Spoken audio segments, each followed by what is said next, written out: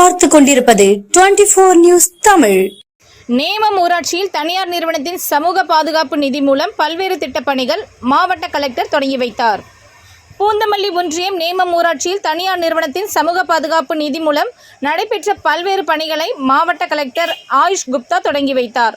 Nemam ஊராட்சியின் மேல்மாநகரில் Coca Cola நிறுவனத்தின் சமூக பாதுகாப்பு நிதி மூலம் பொதுமக்களின் பயன்பாட்டிற்காக பொது தகவல் மையம் ரூபாய் 12 லட்சம் மதிப்பீட்டில் கட்டி முடிக்கப்பட்டது.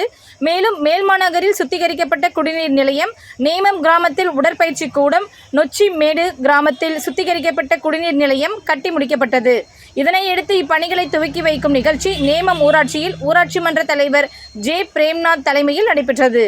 ஒன்றிய கவுன்சிலர் NP மாரிமுத்து முன்னிலையில் மாவட்ட கலெக்டர் ஆயுஷ் குப்தா கலந்து கொண்டு துவங்கி வைத்தார்.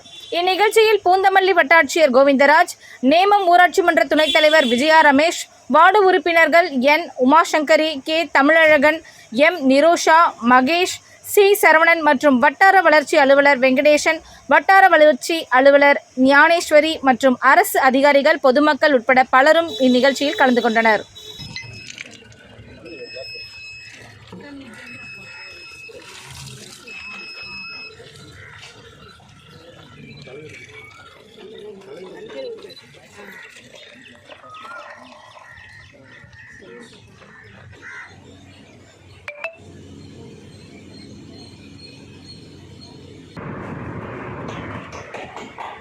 So one pose only, please.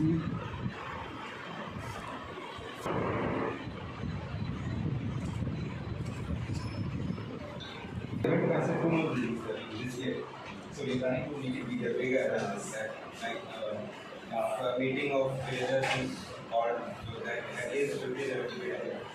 Initially, we plan to have gym here because.